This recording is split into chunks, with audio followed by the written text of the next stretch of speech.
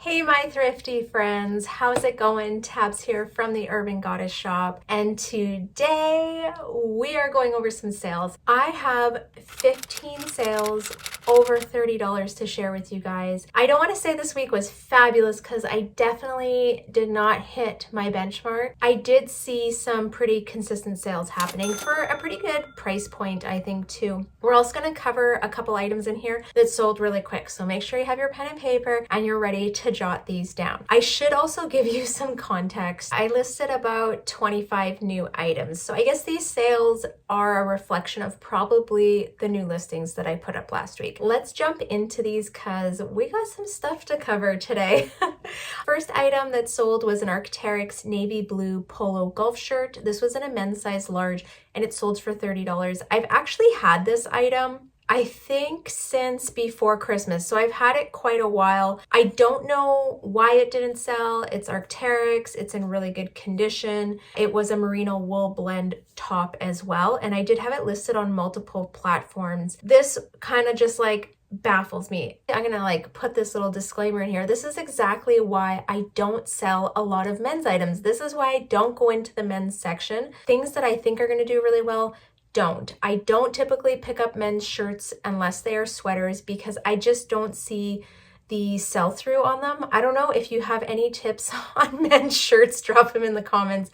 I am all ears. I would love to hear your thoughts or your experiences. And when I'm selling men's shirts, I'm looking for shirts that are selling for over $45. I really thought this shirt was going to sell for more than it did. Next item to sell was a pair of TEVA Sandals. These were the Tira gray walking strappy sandals. They were in a women's size 9.5 and they sold for $32. I've had these ones since last summer. I recently just relisted them. TEVA was a brand that I used to hold a lot of value in, and I find they just don't resell for as much anymore. And it's probably more to what I'm paying for cost of goods, which is pretty high at our local thrift store. So if you're able to get these items at the bins and you're only paying $1, of course I would be grabbing them. Next item to sell, this was a really quick flip. It sold within a week, was a Frank and Oak yellow floral midi dress. This was in a size extra small. I was a little bit hesitant picking this one up because it was an extra small. When I searched all the solds on their dresses, and I think if you have really good pictures, it's in excellent condition, you should be able to sell these items for over $40. I did have this one listed a little bit higher, just sending out offers to likes, and she took the bite. And yeah, I am looking for more Frank and Oak dresses. It's actually a brand that I don't see very often, but I have been coming across a little bit more. And I'm gonna pop up some sold comps just on their dresses. Take a look, see what kind of things are selling. These are the styles that I would be looking for. Obviously, like bright colors, florals. I have a long sleeve dress that I've had some likes and kind of comments on, but it hasn't sold yet, so I'm holding out on that one. And it's a little bit more of a fall style. It might sell later on in the summer. I would definitely be grabbing this brand. Next one to sell was a Philosophy pastel blue crop jacket. It was like a faux suede and it was in a women's size medium. This sold for $30. I don't know, I have a love-hate with Philosophy. I don't find it always sells very well or for a high dollar value, but there's certain items that I would grab. I grabbed this one because it was very spring colored, being the pastel blue, and it was that crop kind of shacket jacket style. I don't know, be selective. If you're picking up this brand, I would definitely look up solds on the specific style of the item that you're grabbing, because not everything that they have has a good sell-through. Definitely a notable brand. Make sure you do your research on this one before buying it. Next up was a Wilfred free Tanit denim skirt in a women's size 6. This sold for $30. This was another really quick flip. I think I only had it listed for like 3 days. I was hesitant on this one too. I actually offered it to Lena when I brought it home and I was like, do you want this? And she's like, ew. And it reminded me of like that TikTok where they're like, ew, no, David. Ew, David. Ew, no, David. That was like the vibe she gave me when she looked at it. I was like, I thought this was a good item. She was wrong. It sold quickly, and I will keep my eye out for Auritzia denim skirts. Next item to sell was a pair of Birkenstock sandals. These were tan leather and like the thong style. I don't actually know the style name of them. They were in a size 7. They sold for $56. I feel like Birks are a pretty safe bet if you're able to find them. Even ones that are a little bit beat up, you can still get a pretty decent dollar for. I just sold another pair in a bundle for $63. Definitely keeping my eye out, but I feel like everyone's looking for these. These are like Doc Martens. They're like little golden eggs if you find them. They have a high sell-through rate. They sell for a good dollar, and if your cost of goods is low enough, you can make a really good profit on this item. Next up was a bundle. This is a 2-piece bundle, and it sold for $60. The 2 items, one was a vintage 1980s jean shorts, high-waisted in a size 32. I am always on the hunt for vintage shorts. These do well. Take good pictures, include all measurements, including hips. To me, they're a guaranteed sale, and I would definitely be listing them at $50 or more, depending on the style. And obviously I have room for offers. That is my starting point, $50 on vintage jean shorts, because there's not like there's tons of them out in the world. Like there's a very small amount of vintage jean shorts. Make sure you're putting some value in those. The second item was a Northern Reflections Y2K yellow tie-up cardigan sweater, and this was in a size medium. I was actually just thinking the other day, like maybe this wasn't a good buy. Maybe I shouldn't have taken a chance on this, but then it goes into a bundle, and this is like the perfect kind of grandma core bundle in my eyes. This is exactly why I thrift these items, and comes through with a offer for $60. I'm happy with that. These are cool pieces, and they are moving on to their next home. And like cost of goods on this was less than $10 on that bundle. So that's a good bundle sale when you can make some money on them.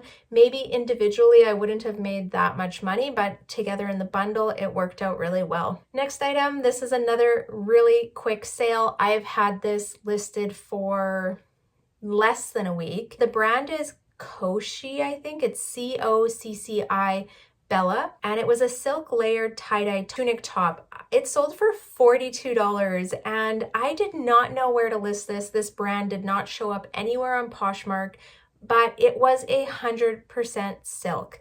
That is what it had going on for it.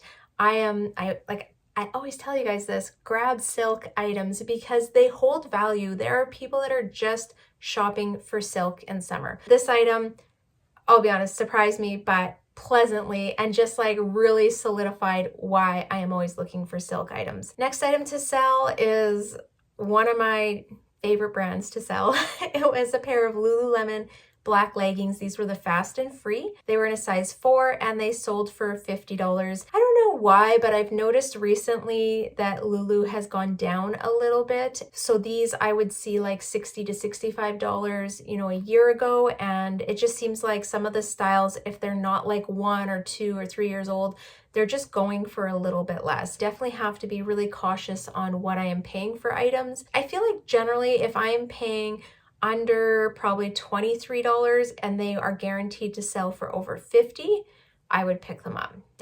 That's like, I'm okay with that profit margin. I know not everyone else is, but I'm okay paying up for those kind of items. All right, next sale was a pair of Auritzia Babaton black Cohen trouser pants. These were in a size 2. These were another recent find. They've been listed for maybe a week. I was kind of on the fence with the Cohen pant because I know it's a little bit of an older style. What this had going for, and this is like I always say, small sizes are like meh, but I feel like because they were so petite, that's what they had going for them, because I did see a lot of like 4 to 6s on there, but not a lot of those really tiny sizes.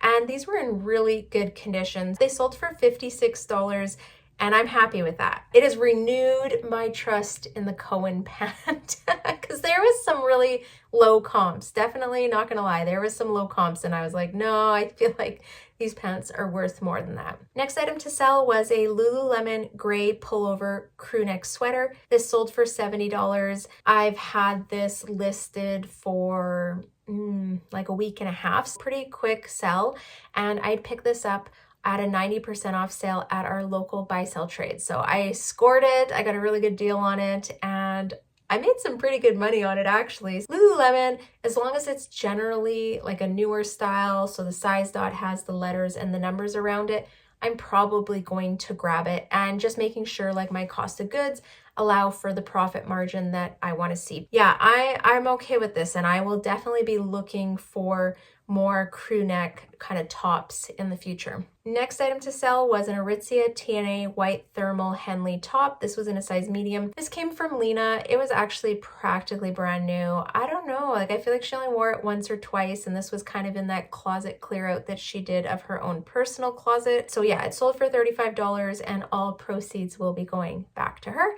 She can use them to buy some new clothes, or if she wants to shop on Posh, she can find some other items. Next up is a pair of Lululemon black leggings, and these had a mesh insert. They're a little bit of an older style. They were in a size 8 and they sold for $49. I feel like I had them listed pretty high just because they were really good condition, but I had room to accept offers on it. But even though it was an older style, because it was a size 8, it actually like just kind of like knocked it up a couple notches in what I felt like it would sell for, and this is around the ballpark of what I expected. That wraps up our Poshmark sales. We do have eBay and Facebook Marketplace to talk about. On eBay, I had a Lululemon City Bound long sleeve shirt in a women's size medium. This sold for $50. It sold like early in the week. Because I was working, I was not able to get it shipped out right away, and I forgot to take it down on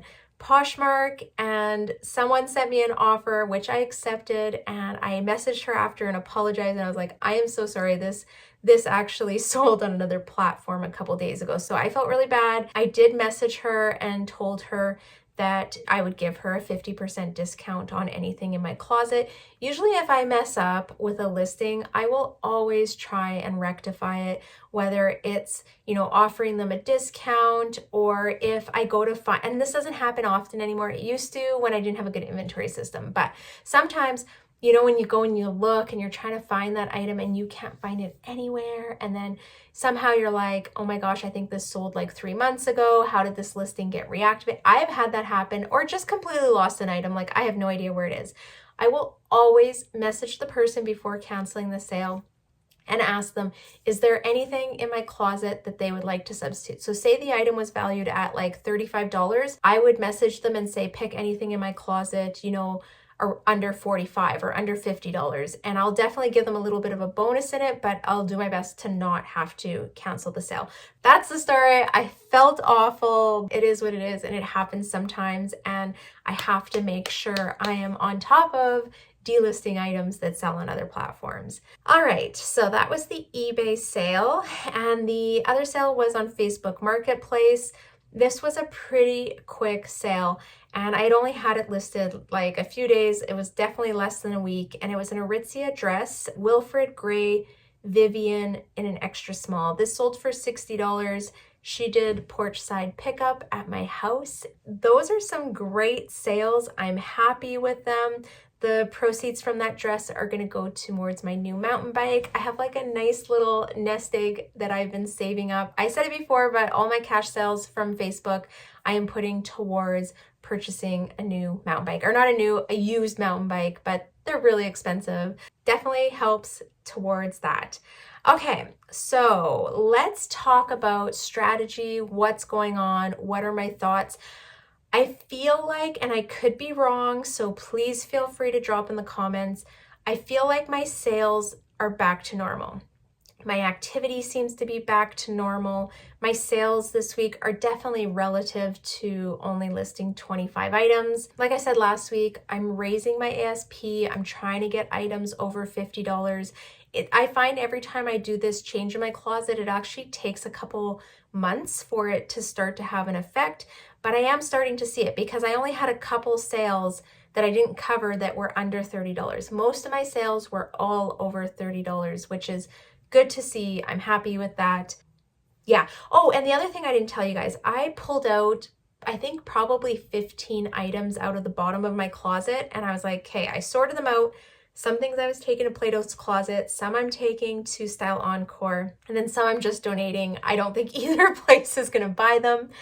These are like old things I sourced a long time ago. The items I took to Style Encore, Lena and I went, we dropped them off, and I was like, how much do you think? And she guessed 50, I guessed 75, and they paid me out $99. I was so shocked. I was so excited. I was like, yes, that's awesome. I took that cash as well, and I'm putting that towards my mountain bike too. So anything I'm getting that's cash is going towards my mountain bike right now. Yeah, I was really surprised. And then when she gave me the bag back, she just said most of these items will buy if you bring them back in a couple months. They're just more like fall winter items, and our sweater section is really full, which it totally is. So I'm happy with that. I still have potential money to come, and I'm going to kind of keep that bag on the side to bring back, you know, like later in August. I want to talk about something that I feel like is having a really big impact on my business, and it is very controversial. You know what I mean. Oh my gosh. You can tell I was at work today. My brain is just done. And I feel like I'm kind of opening myself up to criticism, but if you don't agree with me, that's okay. You know what? I'm okay with that. And if I've just like seen the backlash, and if you choose not to follow me, that's your choice. But I am here to run a business and make money and grow my reselling business. So something that has changed in my business over the last 2 weeks that I think is actually having a really positive effect on it is I have been using a sharing bot for a while. And I'm going to be really honest with you guys, and I'm telling you this because I feel like it could have a really positive impact on other people's closets if you have been on the fence and you're wondering if it's worth it. I have been using one for quite a while. I work 3 days a week, 12-hour shifts. We're gone. I have a really busy life. There is no way that I can share my closet myself.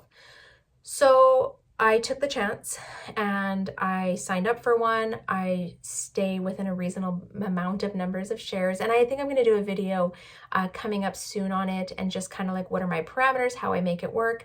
But recently, so the one I use is called Closet Tools, and it works on Canadian closets. Not all sharing applications work on Canadian closets.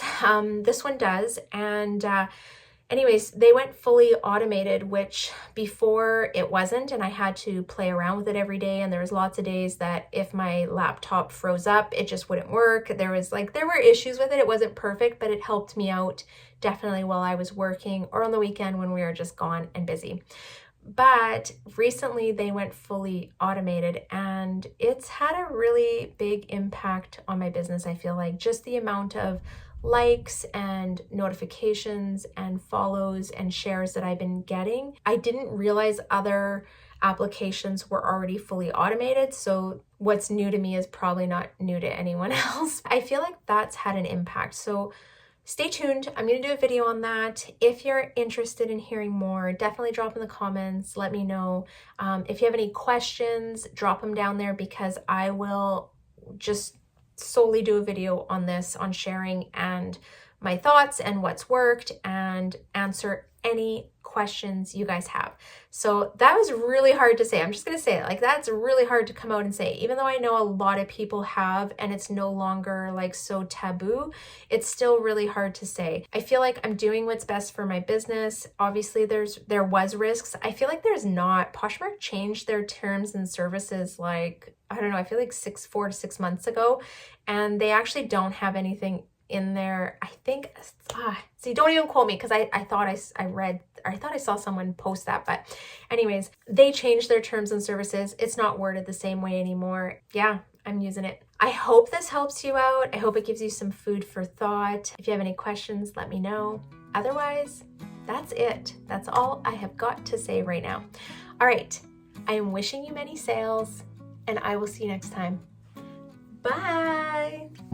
I'm waiting at the doorstep, I'm finally home. I've been gone for too long.